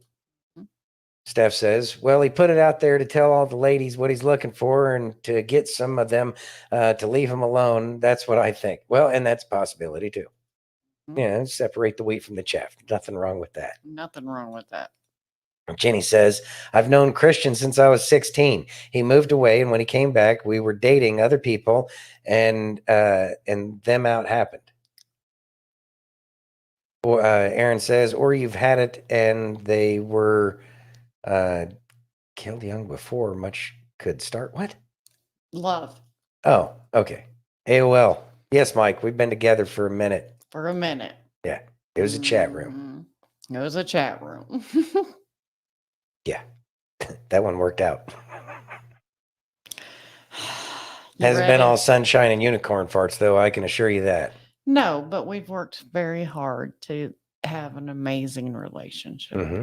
It takes work. It does. It takes work. It's all in timing. Exactly, Jenny. It is all in timing. It is. You ready? Mm-hmm. You want to read that, please? Archie Bunker debates Tampon Tim. Ready? This should be good. Yeah. I grew up in small rural Nebraska, town of 400, town that you rode your bike with your buddies till the streetlights come on, and I'm proud of that service. I ain't lived around here for 30 years for nothing. These people around here know Archie Bunker. They're my people. I'm going to knock on every door and every window, and I'm going to say to them all, stick to your guns, folks. Would you support or oppose a preemptive strike by Israel on Iran? You have 2 minutes. Well, thank you. What we've seen out of Vice President Harris is we've seen steady leadership. We've seen a calmness that is able to draw on the coalitions to bring them together. You know something? If you liberals go on getting your way, we're all going to hear one big loud flush. That's the sound of the USA going down a toilet. And look, I'm a hunter. Can you handle a shotgun? So I've become friends with school shooters. Are you kidding me? Want to do me a favor? Scram.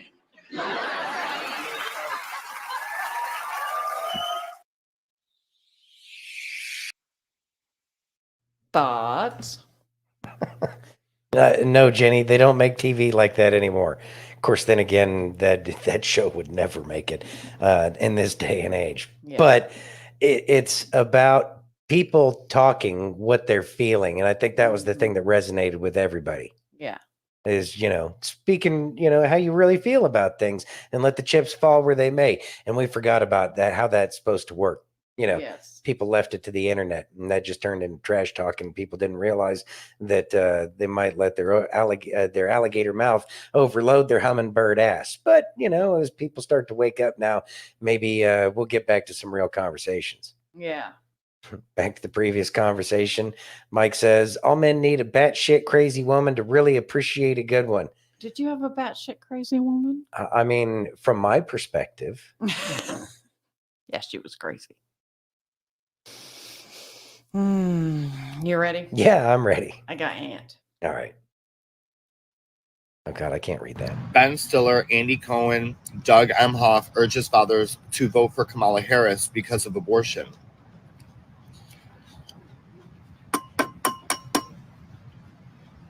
Good morning, everybody.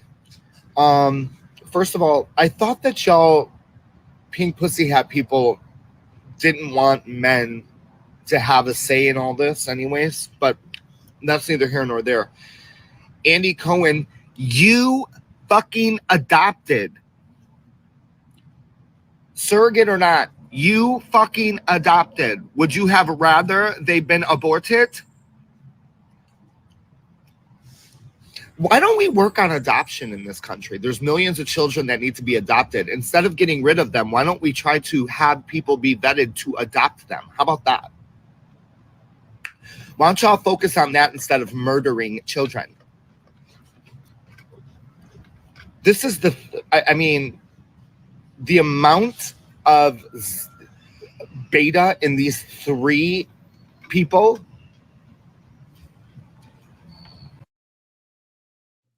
Thoughts? The abortion issue. This is going to be a conversation that goes on for oh so long until people realize that Hollywood doesn't give a shit about them or their rights. But you know, these people are content with other people telling them how and what to think, and that's really sad. They've been brainwashed, and they can't help that.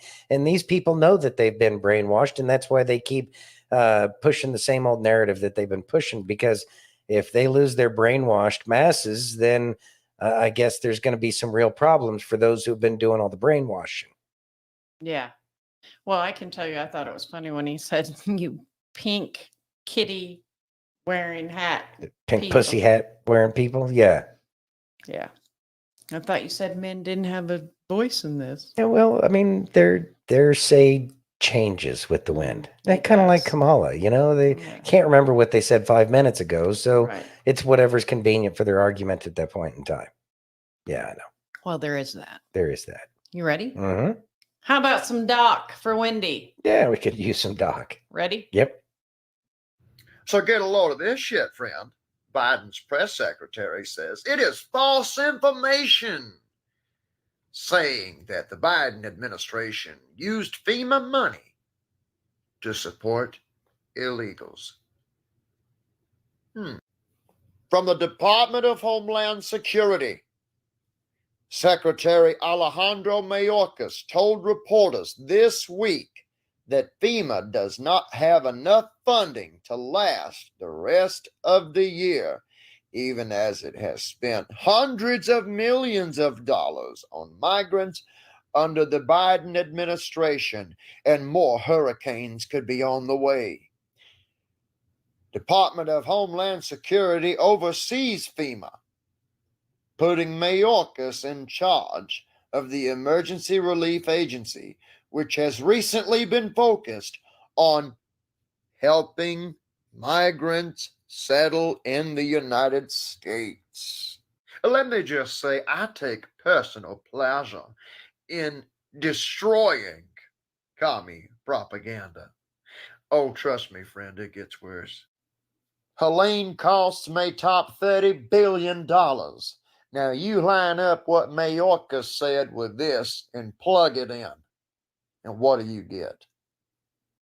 You get a bottom line story that a $30 billion major disaster strikes the United States and FEMA is flat broke. That ain't all. It also explains why FEMA can only give you $750 because they're broke. And just when you thought this shit show couldn't get any worse, we see this. Just 4 days ago, friend, the Biden administration signed off on sending $157 million to Lebanon in, and I use the term very, very lightly, humanitarian aid. You heard that correctly, friend. Kamala and Biden just, they can't find the funding to come help you and help you find your loved ones. But they sure found the funding to send to Lebanon. That's where their interests lie, friend. Not with your best interest. This administration is a shit show. Kamala Harris is losing support by the day, because people see her for what she really is now, a con, a thief that takes from Americans and gives to foreigners, has no regard for you whatsoever, doesn't care to leave you in the mud, doesn't care to leave you for waste. But she sure does love these foreigners. She'll even take your emergency money to do it. Anybody that votes for her, you are severely detached from reality and the world around you. With possibly the worst case of psychosis the medical field or science has ever seen. I just feel you needed to know this, friend. Because no, not everybody has to vote. But should you? You should at least make an informed decision. At least we know now who really has our best interest in mind. It sure ain't Biden, and it sure ain't Kamala. It is Donald J. Trump. Thoughts, sir? The aid being sent to every other nation on the planet except for American citizens, something that clearly angers each and every one of us because we don't take care of Americans. And I don't know how much more clear that could be. They've made it extremely clear that they don't care about American citizens. And yet people still seem to think that they're doing all these great things, giving money to Lebanon, giving money to Iran, and then wonder why these places keep on doing terrorist attacks. I have no idea. It sure is strange, isn't it? They're bringing us to World War III with our tax dollars, and these people are absolutely oblivious to that fact. Absolutely amazing. Yep. You ready? Mm-hmm. Here we go. All right. And if you think paying taxes is legal, tax is a Marxist idea. Please, I hate this. When people say, well, you should pay taxes. No, we shouldn't. What Marx says is that a progressive and oppressive income tax is essential for the spread of Marxism, communism. That was in 1848. America was founded, just get the facts. This is what pisses me off about academic types.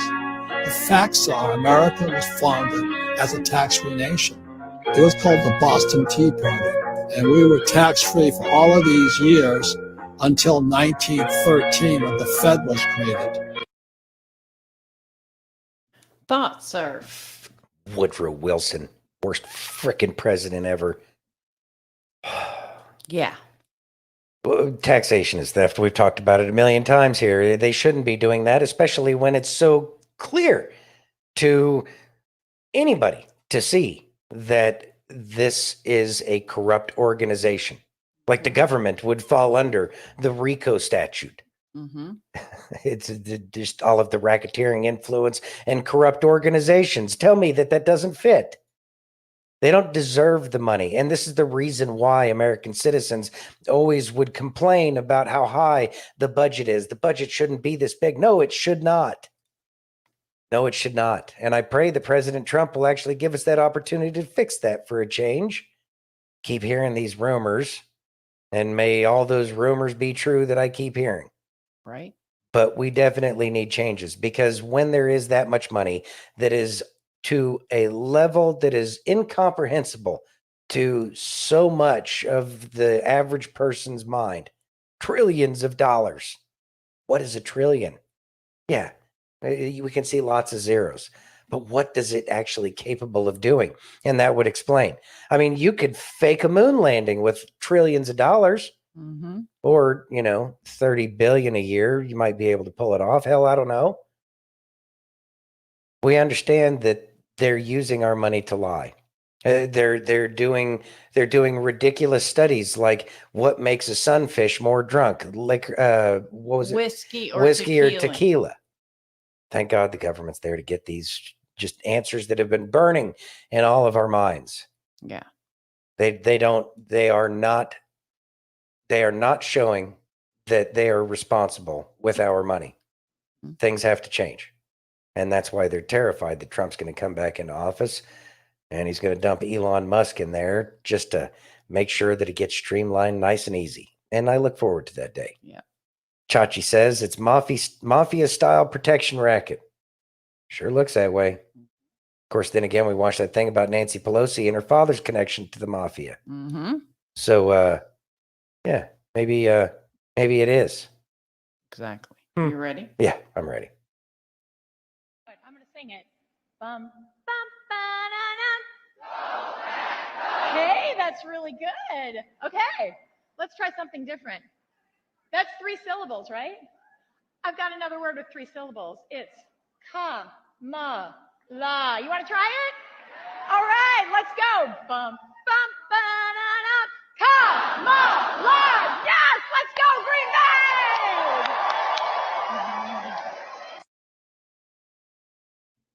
Bay. But Was she trolling the crowd? no, that's how a Kamala rally is. It's cringe. Kamala? No, no. The She other said person- lie. No, she. Kamala. That's what she said. And then what was that weird ditty? Da, da, da, da, or what was it? I don't know. You don't know. You're over this already. Yeah, it's me. That's fine. It's fine. It's fine. But it's like Dad, I a hope TV you feel jingle. better. Oh God. All right, Dad. Well, yeah, take care of yourself. Yes. I love you, Dad. That's what she said. Kamala. She didn't say anyway. Maybe it's just me. I can't say it without Kamala. Okay. You ready? Yes. He hates folks like you. Very strong word to use, especially when it's just simply not true. But I get this one a lot, so let's talk about it. Are you aware of the context of this photo? It was taken on Trump's Mar-a-Lago estate, right? And what happened that day? 2 men were wed. I believe their names are John and Dan. And as you can see, Trump seems very hateful in this picture. If your comment held any weight whatsoever, I really don't think that this would have went down. Would you happen to know who this is? His name is Richard Grenell. He is the first openly gay person to hold a cabinet level position. Appointed by who? Oh, that's right, Donald Trump. The Trump administration launched a global campaign to decriminalize homosexuality. That was prompted by a homosexual man in Iran who was a victim of their extreme laws regarding homosexuality. That's just to name a few, but if Trump really harbored any hatred in his heart towards folks like me, for example, none of those things would have happened. I encourage you to do your own research and stop being an echo chamber, chomping at the bit when it comes to these sound bites and fear mongering surrounding Donald Trump, especially when it's, again, just simply not true. I love you guys, and I will see you in the next one. Thoughts, sir? Everything they do is twist. So I had no idea that Trump appointed the first openly gay person to anything. Like that's a surprise to me, especially with, Big Mike and Barry in office before. But I guess they couldn't make it look like that they actually supported gay people. Right. That's interesting. Well, remember, both him and Biden said that they believe marriage is between a man and a woman. Mm-hmm. Yeah. And obviously the typical twisting of what he said, twisting of anything that resembles the truth in terms of what President Trump's stances are on anything. But it's going to take somebody who's gay to talk to these people about how that's not who he is. Mm-hmm. That's not something a straight white male can have a conversation about, because everything I say is racist, because that's how they think. You have to have somebody. Of course, then again, it's like what they do with black people. Oh, you're just an Uncle Tom or an Aunt Jemima. They use that all the time. I know they do. Because they don't agree with what that person is telling them. Yeah. Gaslighting. Exactly. And isn't it amazing how effective gaslighting is? They do. They're like the masters of it. They're really good at it. God, if we would only seen the red flags earlier. Yeah, I know. So I know we always have all kinds of news and, sad information and stuff like that. It's not all sad. Well, I got you. But I saw wear you this out. today and it took me back to when I was a kid. So I wanted to show everyone what I used to do when I was a kid. Nice. And all the way up through college. You ready? Yeah.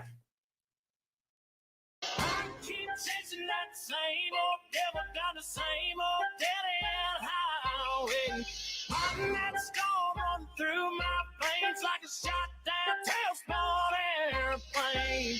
Scared of nothing and I'm scared to death. I can't breathe and I catch my breath. But I keep chasing that same old devil down the same old dead end highway. Ain't no love in Oklahoma, just a whistle of a long black train. You know when it's coming for you, riding here. Oh, sir. I wanted to hear your thoughts on it. Damn it, Bobby. just- Barrel racing's for girls. It is for girls, and it just takes me back. And I had so much fun. What she did right there was called the clover leaf. It was, She was getting all nostalgic. yeah, it just warms my heart because I miss doing it. And I would give anything to be able to teach kids how to do it because it is such an amazing thing to bond with that animal and the animal trusts you and you trust the animal because you're going pretty fast. And it's pretty amazing. I honestly believe, and I have no idea how it could possibly work, but I know in my heart that the human connection with the horse it could not be much more American than much of anything else. Yeah. And I believe that America should be a horse culture again. Look, I get it that these cars have been a lot of fun, and that cars that they've changed the world, but at the same time, that simple connection between a human being and an animal, especially that connection where they work in conjunction with each other to do anything from transportation to getting work done. I think that that's something that would help connect us back to our very human nature and that connection to an animal like that, and recognizing that bond is something that would be very healthy for all Americans. And that's why they have all these rescue animals. And there are horses that help veterans all the time. I think animals are a very important part of our future. And not in some kind of Haitian Springfield kind of way, like actual, like beneficial, like beneficial to each party kind of thing. Yeah. My Yeah. horse's name was Holly. I started barrel racing when I was 8 years old. And it was amazing. It was absolutely amazing. I was such a little girl on such a big quarter horse, and Holly was, my best friend. Awesome. So, you ready? That's great. Yeah. You cannot erase your past, but you can learn from it, grow from it. You can do one of two things with your past. You can let it control you, or you can lay it down and move on, move forward. But you don't know what I've been through. No, I don't. But I do know this. Your past made you who you are today, the good and the bad. But the trauma, the pain, I know. There is someone, one person that tells us to give up our burdens to him, who tells us that he will take them from us. One person that can heal us, not just surface level, but foundationally, down to our very core, down to our soul. All who are weary and burdened, he will give you rest. Take his yoke upon you and learn from him. He is gentle and humble in heart. He will give you rest for your souls. His name is Jesus Christ, and he has the power to transform your life if you let him. Thoughts, sir? Letting Jesus be a part of our life really does make everything a lot easier. Really does. In a weird kind of way. Weird what kind of way? Because it's not like you have any less problems than you had before, but it's about trying to recognize what you can deal with and what you have no control over whatsoever. And once you can pick apart which one's which, and you can put it in the appropriate place. Oh, I can't do anything about this. You don't need to give that one to God. And just let it go. Again, difficult process, but makes all the difference in the world. That's how the yoke is easy and the burden is light. It's not that you don't have all the things going on. As a matter of fact, quite the opposite. There's just as much, if not more, in many ways. But just being able to do that one simple thing and say, I can control this.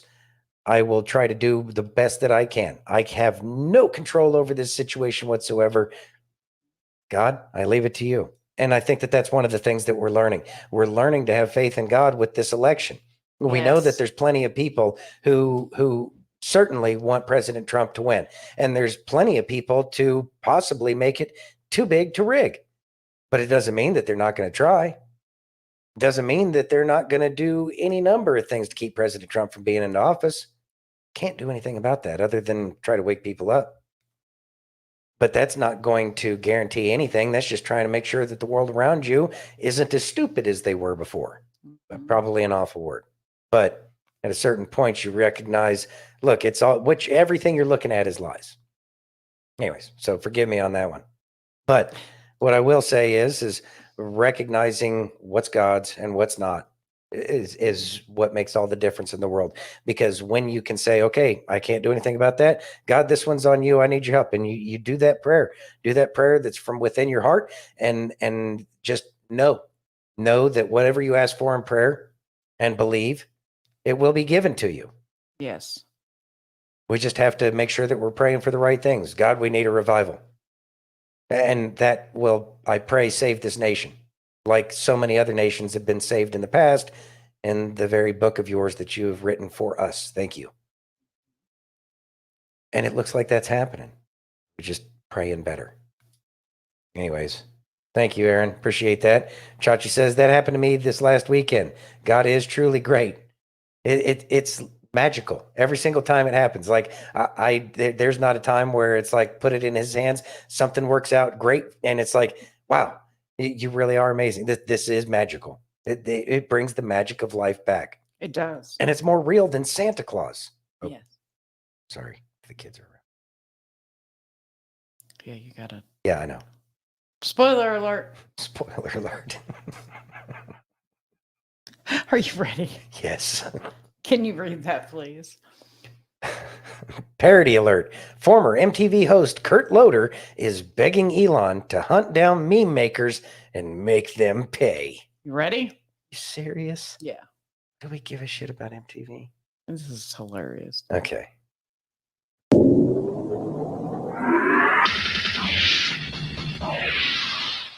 This is Kurt Loder with a Dilly Meme Team Weekend News Brief. With only a handful of days left till Election Day, former President Donald Trump was out this weekend showing Kamala Harris what it's really like to actually work after she made false claims of having been employed at McDonald's as a teenager. I worked at McDonald's. I did the French fries and I did the ice cream. I worked at McDonald's. She lied.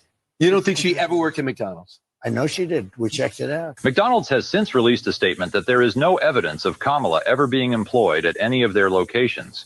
In other news, Kamala has managed to anger even more Americans this weekend when she told a rallygoer they were at the wrong rally after shouting, "Jesus is Lord."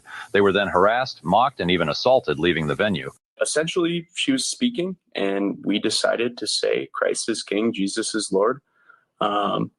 And we got a lot of backlash.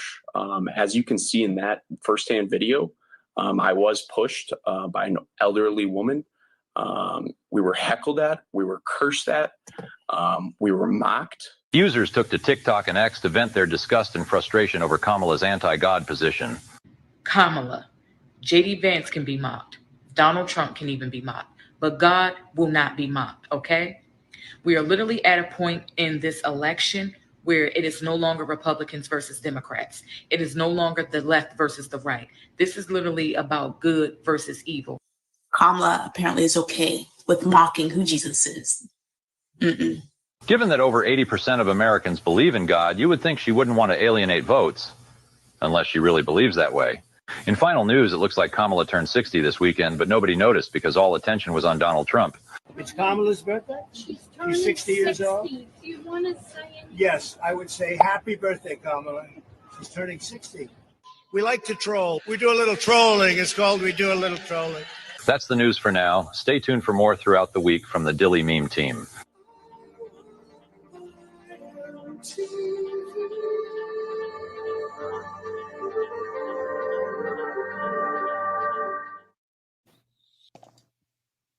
Thoughts? This is AI at its best. I know. Okay. Yeah, I was like, what? Because it threw me off. It was like, what? What? But yeah, now it makes sense because MTV ain't doing that anymore, and he ain't been on MTV for a while. I know. I just thought it was hilarious. It's a great look. This is the left can't meme, and this is memery at its finest. This is great. That and another one that I had seen, it was about President Trump working at McDonald's, and it's like when you win a video game and you just go back to do all the little side quests. And that's what President Trump was doing when he went to McDonald's. He's already won the whole game, so what do you do now? You know what? I'll go work at McDonald's for, an hour or two. Chachi says, totally meant for Gen X, brings a nostalgic tear to my eyes. You know what? I can totally see that too, because once I realized what was actually going on, I was able to enjoy it. And yeah, the old MTV, the sounds and just everything. Yeah, it was kind of a blast from the past. That was pretty cool. You ready? Mm-hmm. Project Mockingbird. There you go.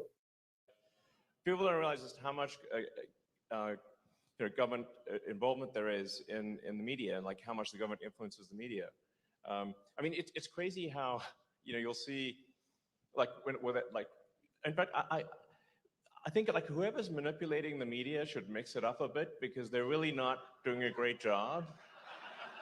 When they was a week before the debate between Biden and Trump, and everyone was on the media was saying Biden was sharp as a tack, sharp as a tack, sharp as a tack, sharp as a tack, sharp as a tack. I mean, like you should mix it up a little. Get a thesaurus.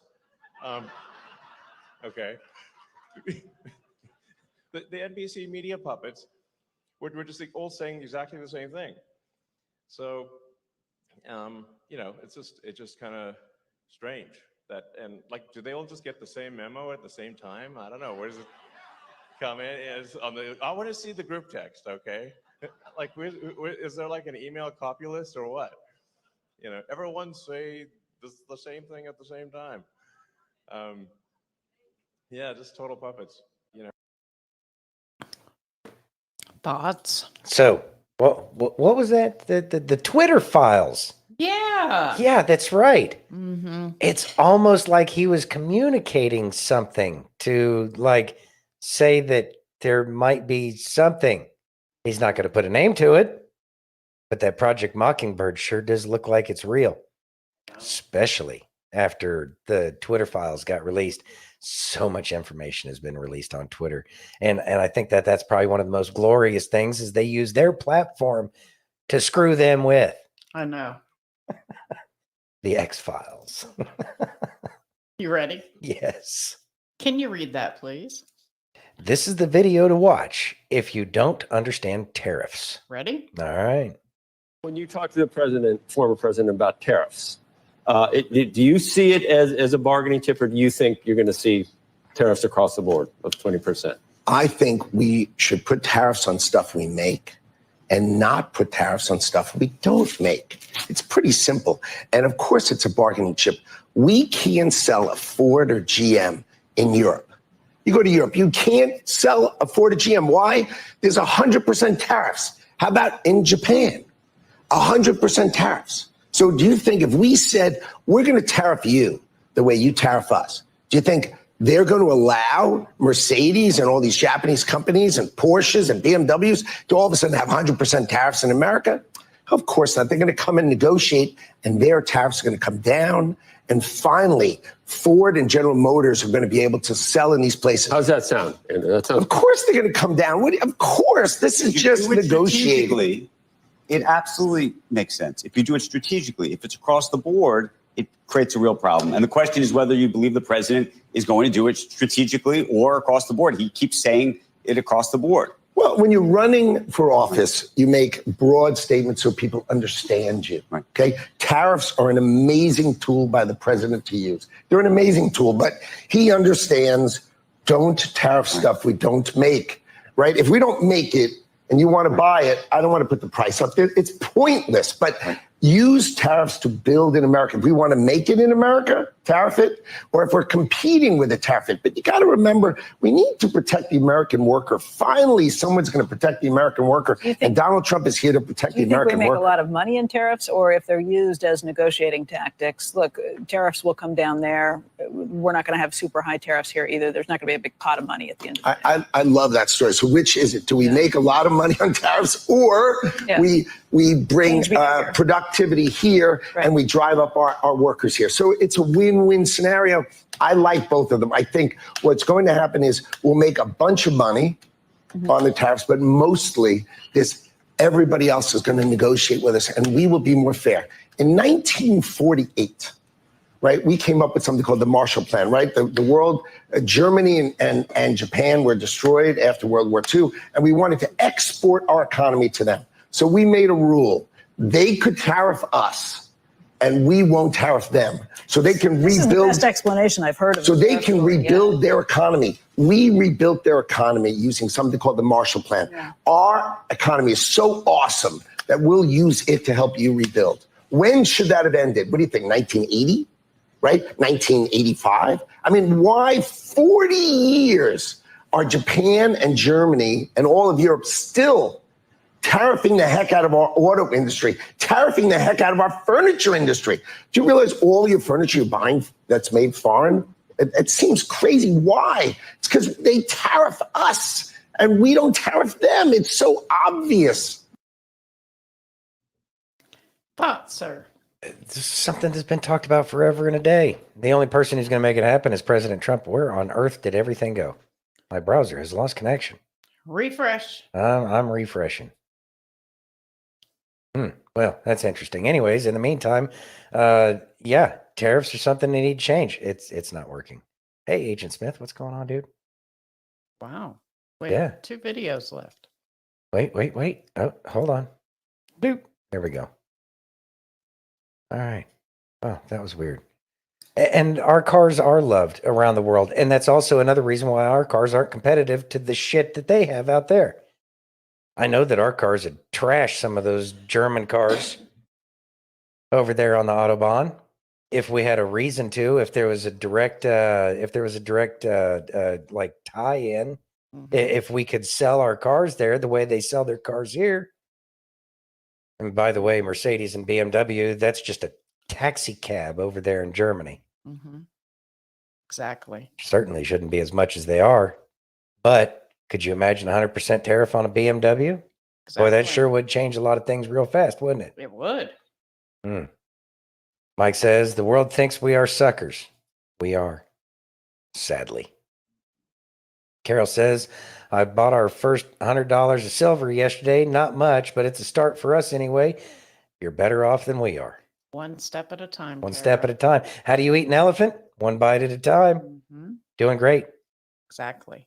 You ready? I just pray that we go to, gold and silver-backed currency here soon. Me too. Me too. Yes, I'm ready. Okay. Can you read that, please? Industrial degreaser and Lucky Charms? Ready? Whatever. Industrial degreaser in your Lucky Charms?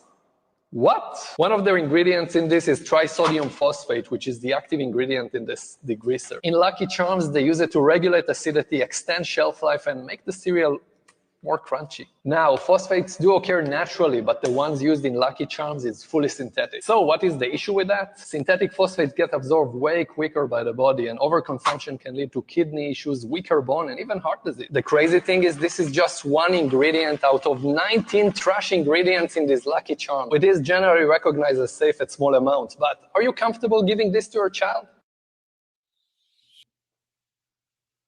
Thoughts?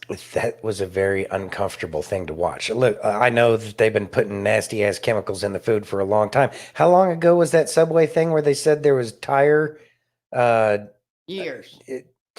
like ingredients in rubber in the bread? In the bread. Yeah. Because I know we haven't had Subway in 10 years or more. Something. I mean, I think we stopped once at a truck stop because we were just starving, kind of thing. Yeah. Certainly haven't made a habit of it. Yeah, only in America. Boy, am I looking forward to RFK making America healthy again. Me too. It's amazing. They've been fighting this fight the whole time. And, well, I know myself, I was blind for oh so long. Oh, how I regret my blind years. You know what? Steph says, I just watched videos this morning at 6:30 in the morning about making my own creamer. Oh, yes. Yeah. Bethany has an amazing recipe on her page for the creamer that we all use. I make her own syrup. Well, for yeah, the, you just make our syrup and then we use half and half, and Yeah. that makes all the difference in the world. Yeah. And it's really simple. It's just sugar, water, simple syrup, and then whatever flavoring you want. You just buy the extract, vanilla, hazelnut, whatever. Yeah. Yeah, super simple. And my God, those things, the shelf stable creamers. Creamers that are all oil. Yeah, not healthy. Not healthy at all. We really do have to take care of our own diet, and it has to be done from scratch. Yes. I sure do miss the days being able to go to the grocery store and not worrying. Yeah. Steph, you will love homemade coffee creamer. It is It's amazing. a million times better. Yeah. And you feel better afterwards too, because those Yes. things, think about it. You put all those store-bought things in your body, and individually it may not be that big of a deal. Okay. I'm not even getting into the whole bioengineered and the fact that they're trying to put the mRNA in the food. All right. Let's throw that part out altogether and just go with the fact that they're putting these chemicals like this industrial strength degreaser in your cereal. Mm. That and whatever's in that cereal might not have much of an effect except over long periods of time, but it's in combination with everything else that's prepackaged. Mm. Sadly, that's the way it is. It is. It's disgusting. Yeah. Ugh. Absolutely disgusting. You ready? Yes, ma'am. Practicing Stoicism is simpler than you might think. It's about identifying what you can change and what you cannot, what you can influence and what you cannot, what lies within your power and what lies outside of it. You can't change the cards you've been dealt, and trying to do so is a waste of your time and energy. However, you absolutely can control how you choose to play those cards. This matters because you are the sum of your choices, nothing more, nothing less.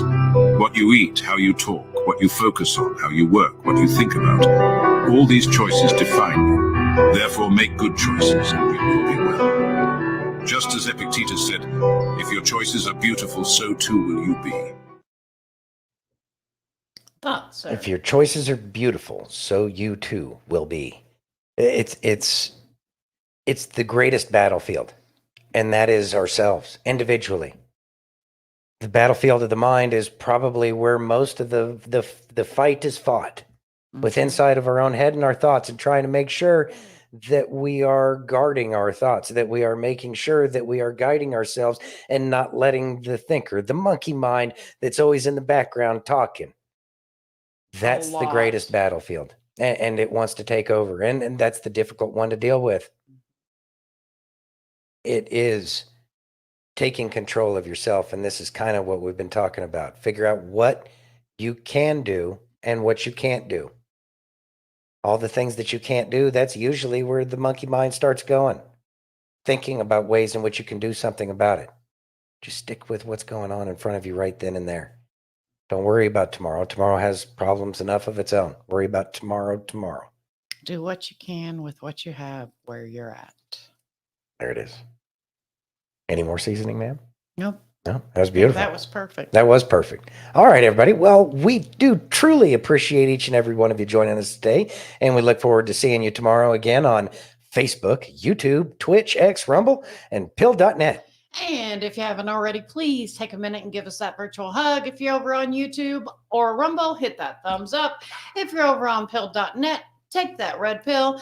If you're over on X, smash that heart. And if you're on Facebook, we now know you have 7 choices. 7 choices. Choose 7. one. I mean, click all 7, but I think it's only going to give one. Yeah, it only gives one. Yeah, well, whatever. Anyways. All right, everybody. Thank you for joining us tonight. We really do appreciate and have a great time with each and every one of you. And we look forward to seeing you tomorrow. We love you all. Have a great night. Be safe, and God bless each and every one of you.